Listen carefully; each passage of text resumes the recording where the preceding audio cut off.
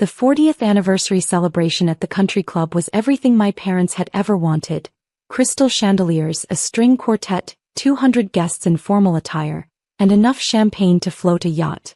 My mother looked radiant in her silver gown, my father distinguished in his tuxedo, both beaming as they received congratulations from friends and family. I stood near the dessert table in my simple navy dress, watching my sister Claire work the room in her custom Marchesa gown. She had our mother's social grace, the ability to make everyone feel like the most important person in the room while simultaneously reminding them she was the star of the show. "Victoria, darling, you look tired," my Aunt Helen said, appearing beside me with her champagne. "Are you still working at that architecture firm? What do they have you doing, drafting blueprints all night?" "Something like that," I said. "Well, at least you have steady work," she said with that particular tone that meant it was a consolation prize for not being as successful as Claire. "Not everyone can be a corporate lawyer like your sister." Claire was indeed a corporate lawyer at a prestigious firm, making $300,000 a year and never letting anyone forget it. She'd made partner last year at 33, 2 years younger than the firm's usual partner track. My parents had thrown her a party almost as large as tonight's anniversary celebration. "Can I have everyone's attention, please?" My father's voice boomed across the ballroom as he tapped his champagne glass. The crowd quieted, turning toward the raised platform where my parents stood. "Thank you all for being here tonight," Dad began. 40 years ago I married the love of my life. Together we built something beautiful, not just our marriage but our family and our legacy." Murmurs of approval rippled through the crowd. "As many of you know," he continued, "we've been blessed with 2 daughters. Claire, who has followed in my footsteps into law and exceeded every expectation we had for her. And Victoria, who has chosen a quieter path in architecture." The implication was clear. Claire was the success story, I was the consolation prize. "Tonight," Mom took the microphone, her voice emotional, "we want to announce something we've been planning for months. The family estate, the Hayes Manor that's been in our family for 3 generations, needs to pass to the next generation." I felt my stomach tighten. The Hayes Manor. The 20-acre estate with the historic mansion, the carriage house, the sprawling gardens. My childhood home until we'd moved to a smaller house when I was 12 and my parents had started renting out the manor for events. At my parents' 40th anniversary, Dad raised his glass. "After much consideration and discussion with our legal team, we've decided that the family estate goes to Claire. She has the financial means to maintain it, the social connections to preserve its legacy, and the professional standing to represent the Hayes family name appropriately." Everyone congratulated her. The room erupted in applause. Claire's face lit up with surprise and delight, though I suspected she'd known this was coming. She hugged our parents, tears streaming down her face in a display of emotion that looked practiced. "I'm so honored," she said into the microphone. "I promise to preserve the Hayes legacy and make you both proud. This house represents everything our family stands for: tradition, excellence, success." More applause. People rushed forward to congratulate her, to admire her, to bask in the glow of her good fortune. I stayed quiet, sipping my champagne and watching the performance. My father caught my eye across the room and walked over. "Victoria, I hope you understand. This isn't about favoritism. It's about practicality. The estate costs $80,000 a year just in maintenance and property taxes. Claire can afford that. You're still early in your architecture career." "I understand," I said simply. "You're not upset?" He looked relieved. "No, Dad. I'm not upset." Good. We knew you'd be mature about this. Maybe when you're more established in your career, we can help you buy a nice condo or something. Something appropriate for a young professional." He patted my shoulder and returned to the celebration, leaving me alone with my champagne and my thoughts. The party continued for hours. Claire held court, discussing her plans for the estate, charity galas, garden parties, maybe even her wedding to her investment banker boyfriend Trevor. She'd already been engaged 3 times to 3 different men, but each time she talked about weddings like it was the first time she'd ever considered it. Next morning, I was in my home office reviewing architectural drawings when my phone started buzzing. Multiple calls from Claire. I ignored them, focusing on my work. Then a text, "Call me right now." Another, "What the hell, Victoria?" A third, "How could you do this?" I smiled and went back to my drawings. 10 minutes later my parents called. I let it go to voicemail. Then my mother's panicked voice. Victoria, Claire is at the Hayes Manor and they won't let her in. She says the security system claims you own it. This must be some mistake. Please call us immediately. I finished the design I was working on, saved the file and then called my parents back. Hello. Victoria. My mother's voice was shrill. What is happening? Claire drove to the estate this morning and the security system denied her access. It says you're the property owner. That can't be right. It's completely right, I said calmly. What? I bought the Hayes Manor 13 months ago. Closed on the purchase on October 15th of last year. Paid $2.7 million for the property, land and all structures. Silence. That's impossible. My father's voice came through. They had me on speaker. We own the Hayes Manor. We've owned it for 40 years. You owned it until last October, I corrected. Then you sold it to Hayes Property Holdings LLC for $2.7 million. That's my company. I'm the sole owner. But we never. My mother started. Check your bank records, I said. October 15th of last year. A wire transfer of $2.7 million from Hayes Property Holdings LLC. The sale went through your attorney Gerald Matthews. He handled all the paperwork. Pause. Then I heard rustling, they were checking their records. Oh my God, my father breathed. The sale last year. Gerald said we had a buyer interested in the property as an investment. He'd manage it as an event venue and we could still use it occasionally. We thought it was some corporation. It was my corporation. Hayes Property Holdings. I own 17 historic properties across 3 states that I've converted into event venues and boutique hotels. The Hayes Manor was the crown jewel I'd been waiting to acquire for years. But why didn't you tell us? My mother demanded. I did tell you, I said. At Thanksgiving last year, I mentioned I'd just closed on a major property acquisition. You assumed I meant I'd gotten assigned to work on some building project at my architecture firm. You didn't ask for details. You work in architecture, my father protested. I have a degree in architecture, I corrected. I haven't worked for a firm in 8 years. I run Hayes Property Holdings. We acquire historic properties, restore them and operate them as luxury event venues. Annual revenue is about $23 million. The silence on the other end was deafening. Claire drove to her new mansion this morning, expecting to walk through the doors of her inheritance. Instead, the security system denied her access with a crystal-clear message on the digital display. Property owner, Ms. Victoria Hayes.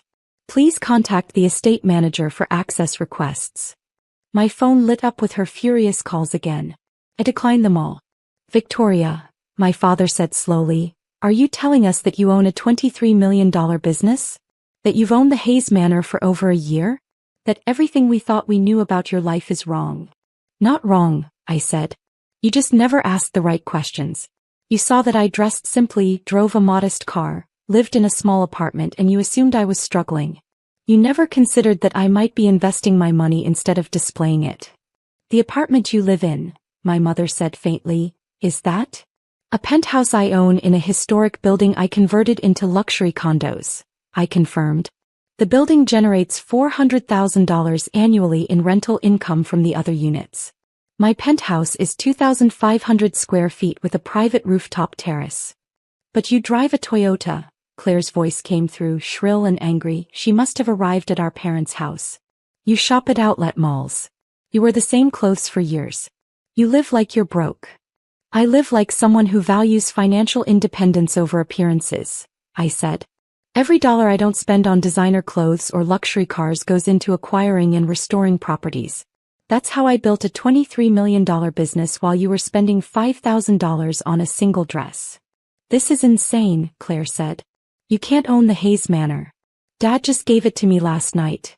Dad gave you something he didn't own, I corrected. He sold it to me 13 months ago. What he gave you last night was an empty promise and a public humiliation that you won't realize until everyone finds out you don't actually own the property you were bragging about. You have to give it to me, Claire demanded. It's my inheritance. It's rightfully mine. It's rightfully mine because I bought it, I said. Fair market value, legal sale, properly recorded with the county. I own it. You don't. We'll sue you, my father threatened. We'll claim you took advantage of us, that we didn't know what we were signing. You absolutely can try, I said pleasantly. Gerald Matthews will testify that he explained every detail of the sale to you. Your signatures are on multiple documents. The wire transfer proves you received full payment. And you've spent the $2.7 million I paid you. I can see the withdrawals in the business records you're required to disclose as part of the sale. No court will side with you. The $2.7 million, my mother said weakly. We used that to renovate our house, buy new cars, take that extended European vacation. You spent my money and now you want my property too, I said. That's not how sales work. Claire was crying now, loud dramatic sobs. You've ruined everything. I told Trevor we'd have the wedding at the estate. I've already sent save the dates. Everyone thinks I inherited a mansion. That sounds like a personal problem, I said. Victoria, please. My father's tone shifted to pleading. Be reasonable. We made a mistake. We didn't realize you'd bought the property. Surely we can work something out. Transfer it to Claire. We'll pay you back the $2.7 million over time. With what money? I asked. You spent it. You have no assets left except your current house, which has a mortgage. You can't pay me back. Then let Claire buy it from you, my mother suggested desperately. Claire can't afford it, I said. The property is now worth $4.2 million after the renovations I've made. Plus she'd need to prove she can afford the $80,000 annual operating costs. Her salary is $300,000 before taxes. After taxes, student loans, her luxury lifestyle, and that engagement ring Trevor just bought her, she probably has about $40,000 in discretionary income annually. She can't afford the estate. You've thought of everything, haven't you? Claire spat. You planned this. You wanted to humiliate me. I didn't plan anything, I said. I bought a property that came on the market. I've been running it as a successful event venue for over a year.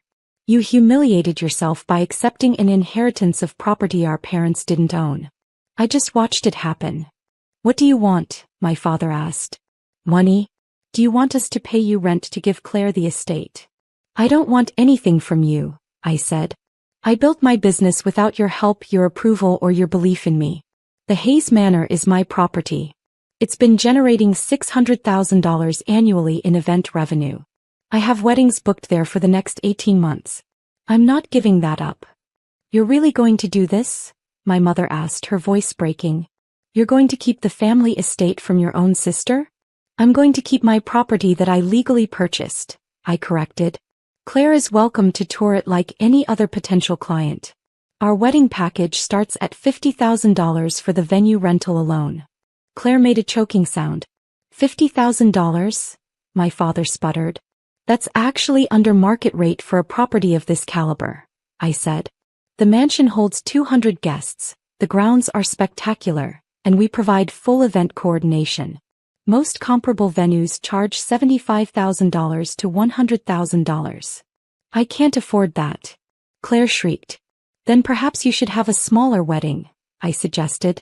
Or choose a different venue. Or maybe ask your investment banker fiancé to contribute. There are many options that don't involve me giving you a multi-million-dollar property. My father tried one more time. Victoria, we're family. Family helps each other. After everything we've done for you. What have you done for me? I interrupted. You paid for college, yes. So did I. I had scholarships and worked 3 jobs. You gave me a place to live until I was 18. Standard parenting. You've spent 8 years dismissing my career, pitying my lifestyle choices and comparing me unfavorably to Claire. What exactly do I owe you? Silence. Here's what's going to happen, I said. The Hayes Manor stays mine. I'll continue running it as a successful business. Claire can book her wedding there at the standard rate if she wants, or she can find another venue. And going forward, maybe you'll think twice before announcing inheritances of property you don't actually own. People will find out, Claire said desperately. Everyone at the party last night heard Dad give me the estate. When they learn the truth, I'll be humiliated. Yes, I agreed. You will be. That's unfortunate. Maybe next time don't accept an inheritance without verifying you're actually receiving something real. I hung up before they could respond. My phone continued to buzz with calls and texts throughout the day. I ignored all of them and focused on work. I had a meeting with a couple interested in booking the Hayes Manor for their daughter's wedding. The venue fee alone would be $65,000, and they were excited about every detail. By evening, the calls had stopped. Instead, I received a long email from my father. An apology and explanation of how they'd thought they were doing the right thing, a plea for understanding. Nothing about giving me the estate or acknowledging my success. Just a request that I be understanding about their mistake. I deleted it without responding. 2 days later, my mother showed up at my office, the historic Victorian building I owned that housed Hayes Property Holdings headquarters. "This is your office?" she said, looking around at the restored hardwood floors, the period details, the professional staff moving efficiently through the space. "This is my building," I corrected. "Hayes Property Holdings owns it. My office is on the 3rd floor." She followed me up, silent as I showed her through the space. My team of 12 employees, event coordinators, property managers, restoration specialists. The conference room where we planned events at 17 different properties. The design studio where we created custom event experiences. "I had no idea," she said finally. "All these years we had no idea." "You had every opportunity to know," I said. "You chose not to see it." "Can we start over?" she asked. "Get to know your real life? Your business?" "Maybe," I said. "But not by giving Claire the Hayes Manor. That's mine. I earned it." She nodded slowly. "I understand. And Victoria, I'm proud of you. I should have said that years ago." "You should have," I agreed. "But thank you for saying it now." She left and I went back to work. The Hayes Manor continued to thrive. Claire eventually booked a different venue for her wedding, a country club that cost half what my estate would have. And every time I walked through the doors of the mansion where I'd spent my childhood, I smiled. Because it wasn't my inheritance. It was my achievement. And that was worth so much more. I had just signed the biggest deal of my career. The conference room at the Crescent Hotel was still buzzing with handshakes, polite laughter, and flutes of champagne. Someone from the distributors team had patted me on the shoulder and said, "You did good, Delia, real good," but my mind was already elsewhere. I stepped into the hallway, heels clicking on marble, heart still thumping from the adrenaline of negotiation. I thought maybe I'd call my Aunt Edith, the only one who'd ever really asked about my work. Or maybe I'd message my assistant and ask her to book a dinner somewhere quiet. But then I saw the text. It was from my mother. No greeting. No punctuation. Just this. "Give Emery a share of your company and buy him a house. Or don't call yourself part of this family." I stood still in the hallway, phone gripped tight in my hand, my breath caught in my throat, not in sadness but in disbelief. For a moment, I actually waited, expected the next line to say, "Just kidding," or "Let's talk." But nothing followed, just that single brutal sentence. Cold, final, like a wire snapping under pressure. A hotel staffer passed by with a tray of sparkling water. I moved to the edge of the hallway and sat down on a padded bench beside the elevator, staring at the screen. They had meant it. They wanted me after everything to hand over part of the company I built from nothing. Not a conversation, not a request. A demand, an ultimatum, and not just a share. They wanted me to buy him a house too. I felt my fingers go numb, like the blood had drained from them. I had worked myself to the bone for 12 years, building Home and Morrow from a second-hand laptop and a folding card table. I had sold soaps at farmers markets, taken red-eyes to trade expos, spent nights on warehouse floors counting inventory. Myself, I had sacrificed birthdays, skipped vacations, missed funerals, and now they'd decided I was useful only as far as I could fund my brother's next chapter. Not congratulations, Delia. Not. "We're proud of you. Just give it to him. Or you're out." I should have been angry. I should have deleted the message and gone back into the ballroom to toast my success. But I didn't. I sat there in my crisp suit, heels pinching my toes, and felt something else rise in me. Something slow and deep, like heat under ice. Because this wasn't about money. This wasn't even about family. This was about control. And for the first time in my life, I realized they only loved me when they could use me. And maybe, just maybe, I wasn't going to let that happen again. Growing up, I learned early that being the oldest daughter in a Southern family meant two things. You were expected to give without question, and you would always come second to a son who didn't have to earn a thing. My brother Emery is 3 years younger than me. Even as kids, he moved through life like someone had laid down carpet ahead of him. People always said he was charming, that he'd grow into something big. Me, I was the quiet one, the planner, the one who always followed the rules. But the rules were different for us. When Emery got a C on a science test, my mother would pat his shoulder and say, "He's trying his best." When I got an A-, she'd frown and ask, "What happened here? When he forgot his chores?" Dad laughed. Boys will be boys. If I was 10 minutes late from a school event, I got a lecture about reputation and how young ladies ought to behave. And still, I tried to earn their approval. I worked hard. I got a scholarship. I lived at home during college to save money. I took night classes and day jobs. When I started my business in my early 20s, it was out of necessity. I had $800 to my name and a shelf full of handmade lotions. No one believed in it. My mother smiled that tight smile of hers and said, "Just don't get distracted from real work." My father shook his head and muttered something about pipe dreams. And Emery. He laughed and asked if I could make him a lotion that helped with hangovers. Still, I kept going. I said yes to every opportunity. I learned to ship orders out of my garage. I hand-labeled jars. I burned through credit cards and energy drinks. And eventually, it worked. It actually worked. But even then, they never truly saw me. Over the years, they asked for little things, help covering the mortgage when Dad was laid off a new washing machine money for car repairs. I always gave, no strings attached. When Emery changed majors for the third time and needed tuition money, I sent it. When he moved to Austin to chase some startup dream, I helped with rent for 6 months. I told myself I was being generous. That one day they'd notice, but they didn't. They expected. And the worst part, I let them. I let myself believe that if I just kept showing up, kept paying, kept being useful, they'd love me not for what I gave, but for who I was. The text I got that day. It didn't surprise me. Not really. It just made everything I'd been pretending not to see impossible to unsee. Because this wasn't about need. Emery wasn't on the street. He wasn't struggling. He'd just burned through his 4th job in 3 years and told my parents he was ready to finally do something big, and their solution: cut me open and hand him what I built. It wasn't even cruelty. It was casual, like I was a resource they'd been storing for later. I sat in my apartment that night and stared at the ceiling for hours. I didn't cry. I didn't scream. I just kept hearing my mother's voice in my head.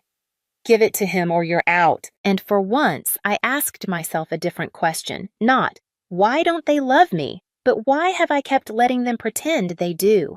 I didn't respond to the message. Not that night. Not the next morning. I didn't tell them how much it hurt. I didn't ask them to reconsider. I didn't try to explain myself or what the company meant to me, or how many nights I'd spent working until my eyes blurred. Instead, I called my lawyer. He'd helped me set up Home and Morrow years ago, back when I was still hand-filling jars and mailing them from a strip mall post office. His name was Harris Bell. Quiet man, wore sweater vests even in summer. Never said more than he had to. When he picked up, I just said, "Harris, I need to tighten the whole structure and I need to do it quietly." He didn't ask why. He just said, "I'll send you a list tonight." Over the next 7 days, we built a firewall around everything I'd created. Ownership was reviewed, voting rights restructured, emergency trustees removed and replaced. I transferred majority assets into a living trust with me as the sole beneficiary. My healthcare proxy and will were rewritten. No mention of family, no fallback heirs. My financial accounts were insulated. My name was the only one on any title. When it was done, Harris looked across the desk and asked one simple question. "Do you want them to know?" I shook my head. "Not yet. I just want to know that they can't touch it." He nodded and handed me the final folder. "Then they won't." I walked home from his office in the fading light of early spring, passing houses with porch lights coming on, parents calling kids inside for dinner, a man watering his roses. Everything looked ordinary, but inside me, something had shifted. For the first time in my life, I had built a wall not to keep myself in, but to keep them out. When I got home, I opened my closet and pulled out a small wooden box I hadn't touched in years. Inside was a folded note from my father written when I graduated college. It said, "You're stubborn, Delia, but you'll go far. Just remember not to burn every bridge." I held it for a long time before placing it back in the box. Some bridges need burning, I thought, especially the ones they keep walking over you on. That night, I typed a letter. Not to my parents, not yet. It was to myself. You don't have to keep proving your worth to people who only see your usefulness. You're not here to fund their comfort. You're not obligated to bleed for those who've never asked if you're still breathing. This isn't abandonment. This is survival. I printed it out and slid it under the glass of my desk right beside the first $42 invoice I ever made. No fanfare, no threats, just paperwork, signatures, boundaries.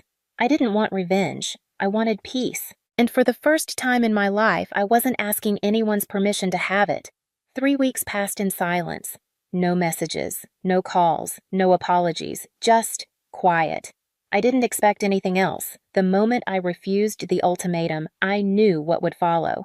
Exile wrapped in self-righteousness. They'd rewrite the story in their heads, turn me into the ungrateful daughter who walked away for no reason. They were good at that, making absence look like betrayal when really it was just escape. Then, on a Thursday afternoon, my cousin Jess called. She never called.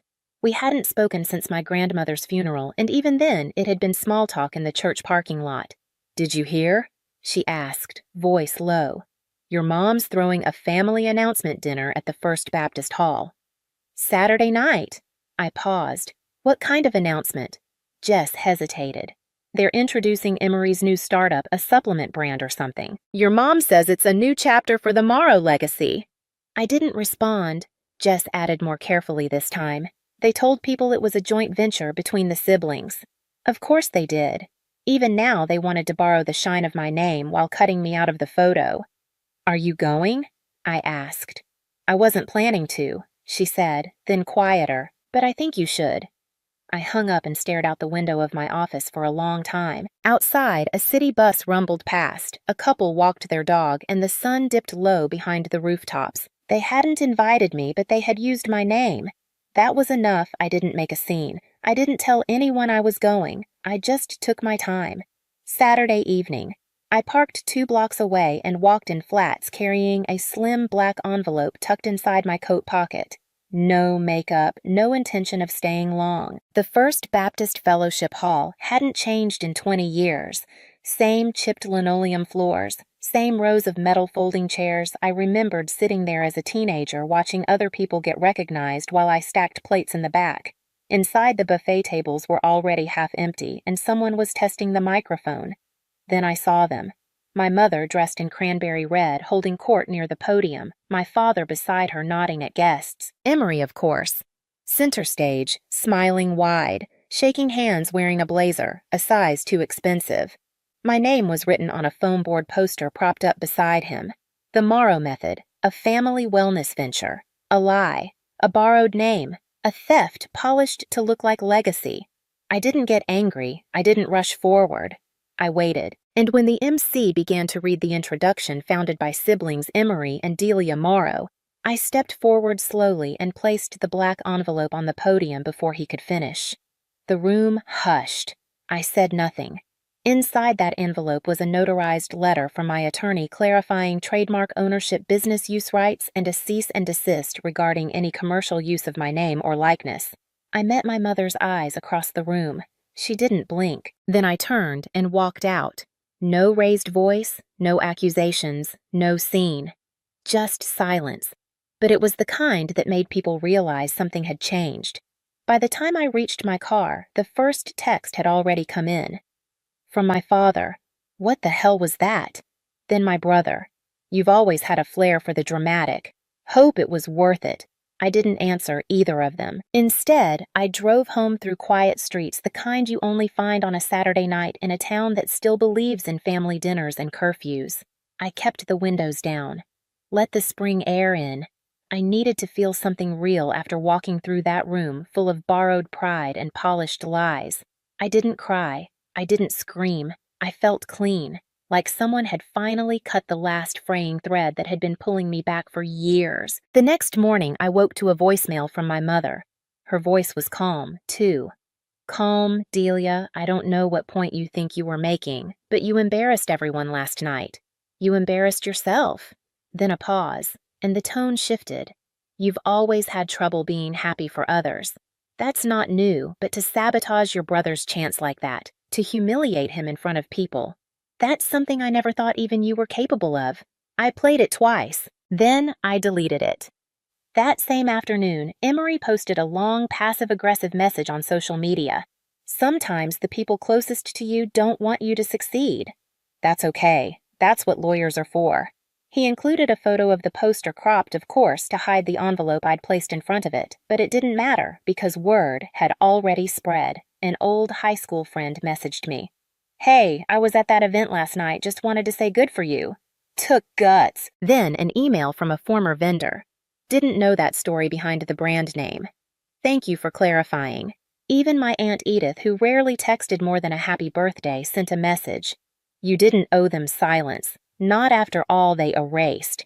People started asking questions, especially the ones who'd heard my family's version of the story for years. I didn't post a rebuttal, I didn't release a statement, I simply uploaded one photo. It was taken from behind me, standing in front of Home & Morrow's flagship store, the sign lit up behind my silhouette. No caption, no explanation. The comments spoke for themselves. That's her store. I thought she just helped. Wait, so she's the founder? By the end of the week, Emery had taken his post down. My parents had stopped calling, but someone else hadn't. My uncle, my dad's older brother, a man who had never once involved himself in family drama. He sent an email short and plain. Delia, I read the original partnership agreement in that envelope. Your name was the only one on it. I'm sorry, I didn't know sooner. That was all. No fanfare, no apology wrapped in excuses. But it landed deeper than anything else that week, because for the first time someone on the inside had said it plainly. I wasn't overreacting, I wasn't imagining things, I had been erased. And now I had stepped back into the story they tried to write without me. I didn't want Emery's startup to fail. I didn't want to shame my parents. I just wanted the truth to take up space again, to be undeniable, to leave no more room for pretending.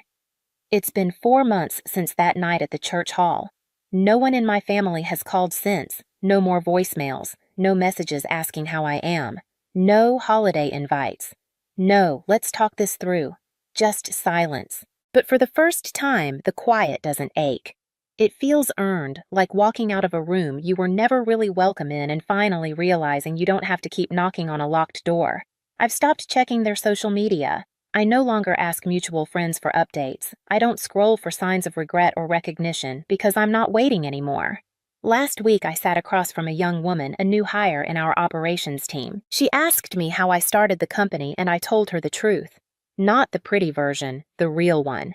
I told her about the night I slept in my car, about the batch of lotion that spoiled and nearly sank us, about the rejection letters, about the way no one cheered for me until there was something to take. She listened carefully, then asked, "Would you do it all again?" I thought for a moment I wouldn't change the work I said, but I'd stop begging to be seen. That night, I walked up to the roof of my building, something I used to do when I first moved in. I brought a mug of tea, an old sweater, and a letter. It was the note my father wrote me when I graduated college, the one I'd kept all these years. I read it one more time under the city lights, then I folded it slowly, pressed it flat, and slid it between the pages of a book I no longer planned to keep. The next morning, I mailed the book to their house.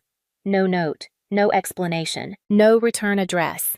Just something to remind them I was never imaginary, that I had always been there, and that I had chosen finally to leave. Not in anger, not in revenge, but in peace. Sometimes the hardest goodbye isn't loud. It's the one where you don't look back. Delia didn't fight to be loved. She chose to stop proving she was worthy of love that had conditions from the start. If you've ever been asked to trade your peace for approval, if you've ever been erased to make someone else more comfortable, then maybe this story wasn't just hers. Tell us below. Have you ever walked away from the people who were supposed to protect you?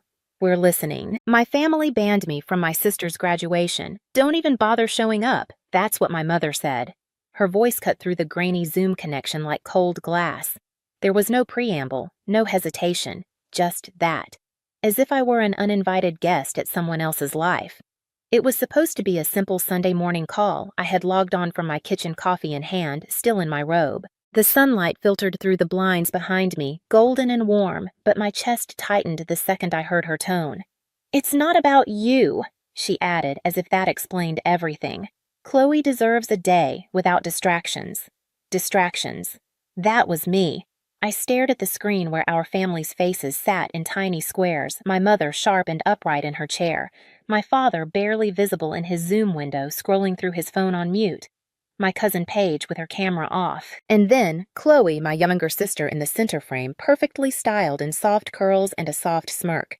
She didn't say anything. She didn't have to. Her silence was louder than any words. I felt the heat rising in my face as I placed the mug down on the counter. I tried to speak, but my throat caught. I managed only a slow, steady, "After everything I've done, this is how I find out." My mother scoffed. "We're not doing this. Rachel, Chloe's graduating. It's a celebration, not whatever this is." "Whatever this is. This is the thing where I paid for Chloe's tuition for 4 years," I said. "This is the thing where I sent her money for textbooks, housing, even a therapist when she didn't want to go through campus services. This is the thing where you all smiled while I paid, and now I'm an embarrassment." No one interrupted me. No one objected. Not even my father. My Aunt Anne blinked once, then looked down. Chloe was still smiling. It was the kind of smile I knew too well, the kind that says, "I won." That's when I knew it wasn't a mistake. This wasn't a heat-of-the-moment outburst. It was decided, agreed upon, coordinated even. I could have asked why, I could have begged for some explanation, some mercy. But instead, my hand moved to the keyboard. Calm, mechanical. I opened the banking app I hadn't touched since setting up Chloe's automatic tuition plan 3 years ago. The dashboard loaded slowly. My fingers didn't shake. Click, cancel, confirm, done. "Oh, I said my voice even. If that's how you feel, then you'll never see my money again." My mother narrowed her eyes like I'd just spoken in a foreign language. "I mean it," I added. "Credit cards, tuition, grocery money, all of it. You're adults. Time to act like it." And without waiting for a reply, I clicked. Leave. Meeting. The screen went black. My phone buzzed 5 seconds later, a text from my dad. "Don't do anything stupid. She's your sister." Then Chloe. "Thanks for making everything about you again." I turned the phone over on the counter. The coffee in my mug had gone cold. I poured it down the drain and stood there gripping the edge of the sink, breathing. My hand didn't shake. Not anymore. I wasn't family. I was funding. I wish I could say that Zoom call was the moment things broke. But the truth is, it wasn't a break. It was a conclusion. The unraveling had started years earlier, quietly, steadily, the way a leak behind the wall seeps in until the drywall crumbles. You don't see it happening. You just wake up one day and realize everything you built has rot at the core. It began with a phone call. I was 24, barely a year into my first real job, entry-level at a fintech startup, thrilled to have health insurance and a kitchen with a working dishwasher. "Hi, sweetie," Mom said. Her voice was syrupy. She only used that tone when she needed something. "We're so proud of you, really." "Oh, and Chloe's tuition bill came in. Just until we figure things out. Can you help cover it?" I said yes. Of course, I said yes. That just until became every semester, then housing, then books, then groceries, then mental health weekends in Miami. Chloe never asked directly. She didn't have to. The requests came through Mom or Dad, tucked in phrases like, "You make more than us," or "She's the one with real potential."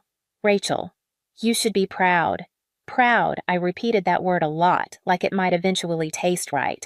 They called me successful, independent, the sister who had it all together, and so naturally, I was the one who didn't need anything.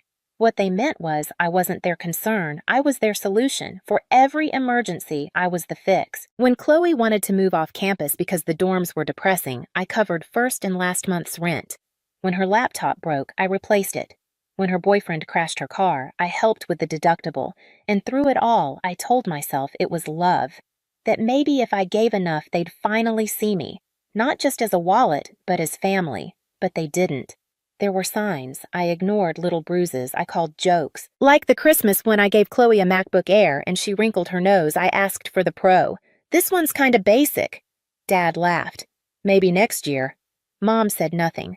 Or the time she left her phone unlocked on the table and I caught a glimpse of a text to Aunt Janet Rachel's such a control freak. Thinks she's Jeff Bezos just because she writes the checks. But hey, if she's dumb enough to keep paying, why complain? I read it 3 times. I told myself it didn't mean what it meant. I was good at rewriting their scripts, but the line I couldn't rewrite came later. It was a rainy Thursday night close to midnight. I had just climbed into bed when my phone rang. Miss Morgan, the man on the line, said, "We're calling to verify some unusual activity on a card ending in 728. I blinked. I don't use that card anymore. 4 transactions in the last 48 hours, totaling $3,700, Cartier Balenciaga.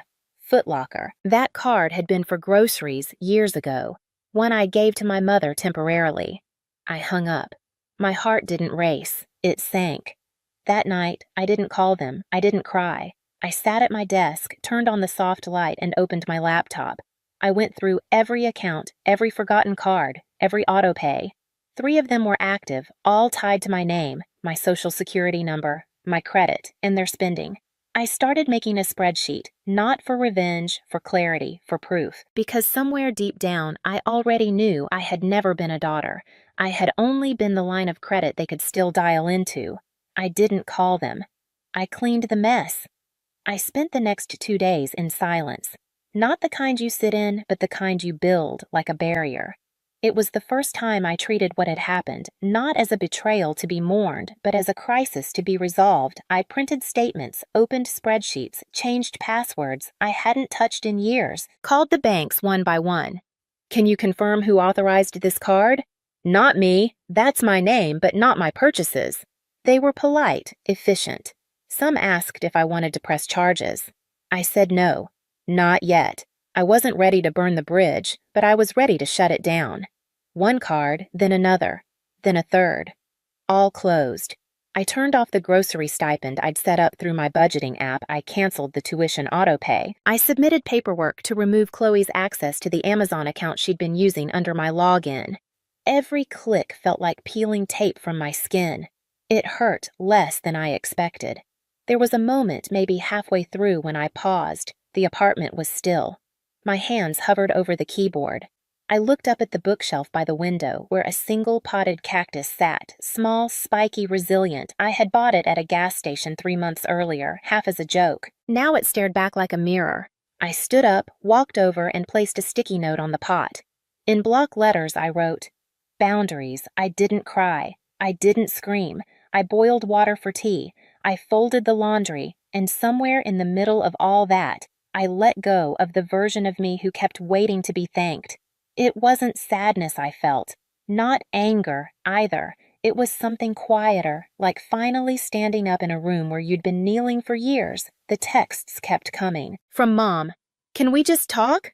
From Chloe, "Did the payment not go through?" "Just fix it, Rachel."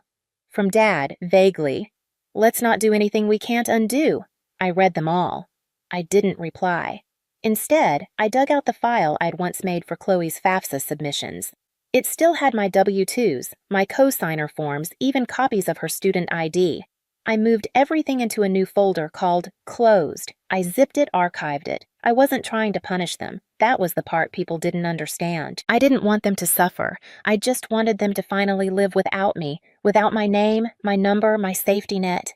I wanted them to know what it was like to stand on a floor they built themselves. That night, I ordered in, ate on the couch, watched an old black and white movie with the volume low.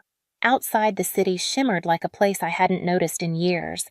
I curled under a blanket and told myself just once out loud, "You don't owe them your peace." It felt strange to say it, but it didn't feel wrong.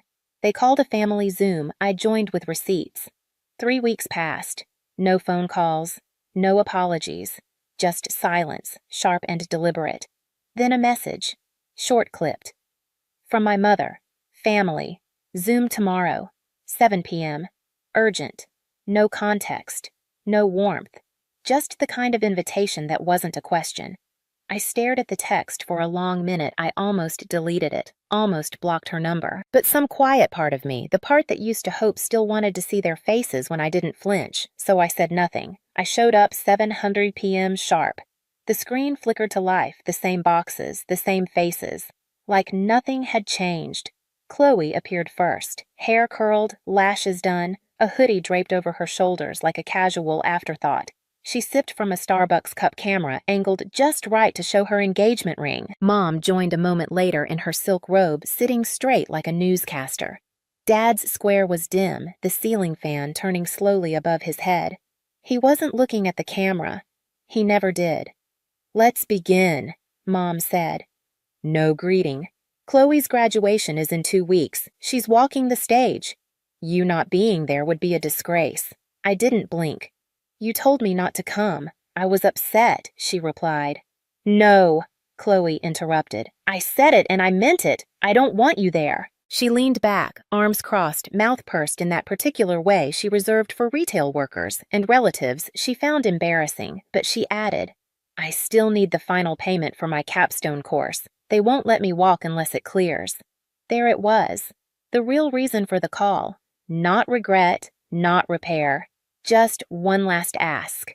I leaned forward slightly, resting my elbows on the desk. "So let me get this straight," I said. "You don't want me at graduation, but you do want my money." Chloe rolled her eyes. "It's not about you. It's about me finishing college, the college I paid for." I said, voice flat. "Every semester, every book, every ride, every apartment with the hardwood floors and Instagram lighting, every oat milk latte you posted with hashish study grind." "That's enough," Mom snapped. I looked at her. Calm. Still. "You told me I was a distraction, an embarrassment. You told me I didn't belong." She looked away. Dad finally unmuted. "Let's not blow this out of proportion." I gave a short laugh. It wasn't kind. "Oh, this is proportionate," I said. "In fact, I'm about to make it very clear." I reached for my mouse. One click. Share screen, a folder opened on my desktop, its title. Simple. Receipts inside were PDFs, credit card statements, screenshots of Uber charges, Sephora receipts linked to Chloe's account, and one file marked audio recording MP3. Mom paled, Chloe froze. I didn't press play. "Not yet. I just said, I didn't come here to argue. I came to remind you exactly what you took. This isn't drama. This is theft." The folder sat open on the screen, glowing faintly against the dim light in my apartment. I let the silence stretch just long enough for discomfort to settle in. Mom spoke first. Her voice was clipped brittle. "You recorded us." I didn't answer right away. I wanted them to sit in that question. "You took what wasn't yours," I said instead, "and you laughed while doing it." Chloe broke in with a scoff. "This is so petty, Rachel. Seriously, you're making some slideshow like you're in court." I clicked into one of the PDFs. Highlighted purchases appeared 4 turns at Aritzia, 180 on a sushi dinner, a rideshare charge at 2 a.m. from a club I'd never been to, all from the card I gave Mom 5 years ago for groceries, all tied to Chloe's email, her Apple ID. "You always act like you're better than us," Chloe snapped, "just because you work some stupid job and live in that depressing little apartment." "You're right," I said, voice calm. "I do think I'm better than people who steal from their own family and then try to play victim." Her mouth snapped shut. Dad sighed. Okay. We've made some mistakes, but come on. This is family." "No," I said. "This is fraud." Then I clicked play. The recording crackled at first, speakerphone. The quality wasn't great, but the voices were unmistakable. "Chloe, she's not gonna say no. She never does. Mom, she won't even notice. Just keep it under $3,000 or the bank calls, then laughter, the kind that bubbles up when you think no one's listening. Then Mom again. We might as well milk her until she finds a husband and stops caring." The recording ended. No one moved. Mom looked as if she'd been slapped. Chloe stared at the floor. Dad rubbed his temples like the weight of the moment was too heavy for him to bear. "You kept all this," Mom whispered. I nodded. "I kept it," I said, "because I knew I just didn't want to believe it." Chloe finally found her voice. "You'll regret this," she hissed. "You'll ruin everything, my graduation, my job search." I cut her off. "You ruined it," I said. "You took my name, my credit, my trust, and treated it like a convenience store. And when I asked for a thank you, you called me dramatic." Mom's voice cracked. "You're blowing up the whole family." I looked at her through the camera. No, you did that when you decided my money mattered more than I did. She tried again. Softer now. You're still our daughter. We can fix this. I smiled, but it didn't reach my eyes. I'm not here to be fixed. I'm here to be done. I stopped the screen share, sat back in my chair. Here's what's going to happen. I said, the way I'd say it in a budget meeting, I'm not paying the balance. I'm not showing up to the graduation. I've closed every account in my name. Tuition, rent, Netflix, Spotify, Amazon Prime. Gone. I lifted my phone to the camera, and yes, I added the cards were reported as stolen. The only reason I haven't pressed charges is because I still have enough dignity not to destroy Chloe's career before it starts. That part was true, though less noble than it sounded. I just wanted to leave without needing to burn anything else. Chloe opened her mouth to speak, but stopped. Her face twisted. Anger, guilt, disbelief. She couldn't decide which mask to wear. Mom blinked hard. You're really doing this? I already did, I said. Then I clicked. Leave meeting. And this time, I didn't wait for the screen to go dark. I didn't ruin her graduation. I ended my role in the lie. The silence after the Zoom call wasn't immediate. It arrived slowly like fog creeping through a field you thought you knew. 3 days passed without a word. No texts, no missed calls, not even one of Dad's half-hearted just checking in messages. For the first time in years, my phone was quiet. I didn't know if that should have felt peaceful or terrifying, but by the 4th day, the storm arrived precisely as I expected it would. My mother's email came first. The subject line, "You're being cruel." She wrote in paragraphs that read like sermons, accusing me of betrayal, of humiliating the family, of destroying Chloe's future over a petty grudge. My favorite line, "You used to be a good daughter before the world poisoned you with independence." I didn't respond. After that came the cousins, the aunts, a few uncles I barely remembered from holidays past. All of them sent messages that followed the same script. "She's your sister. It's just money. We're disappointed in how you handled this." None of them had messaged me when I paid for Chloe's rent. None said thank you when I kept the mortgage current or covered my parents' grocery deliveries during lockdown. But now suddenly, they all had opinions. I packed my apartment quietly and moved into a new place, still in the same city, just a few blocks over. It had hardwood floors, clean white walls, and a long window ledge where the sun reached in. Each morning, I bought a new plant. A tall, leafy green one that stretched toward the light without asking for permission. I named it Enough. The only message I answered was a text from an unknown number, though I recognized the tone before I even saw the name. I missed the deadline. "I can't walk now. You ruined everything." It was Chloe. No greeting. No acknowledgement. Just blame. As always, I stared at the screen thumb hovering, then replied, "I didn't ruin anything. I just stopped funding your fantasy." Then I blocked the number. A week later, my alma mater called. Someone had attempted to impersonate me to re-enable the tuition plan. They'd forged my signature with a scanned form Chloe must have pulled from an old file. It was flagged. They wanted to verify my identity. I did, of course. I thanked the woman on the phone, then sat in my car and laughed harder than I had in months. Not because it was funny, but because it was ridiculous. Desperate, predictable, and finally done. 2 months later, I saw pictures on social media, Chloe sitting in the audience at her own graduation ceremony in full makeup, pretending not to care. The caption beneath the photo from my aunt read, "Proud of our Chloe. She's a graduate in our eyes, sure, even if the system failed her, or maybe it just finally stopped letting her cheat."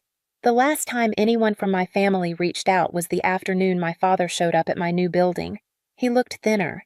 His voice was softer. "I just want to talk," he said, so I let him in. He stood by the window, hands in his pockets, searching the room like he was trying to spot what had changed in me. He didn't speak for a moment, then finally he said, "It's quiet now. Chloe's not doing great. Your mother pretends everything's fine, but it's not." He hesitated. "Can you come back? Just for a meal. Just to talk." I shook my head. "I talked," I said. "For years, you just didn't listen. And now they would have to listen to silence.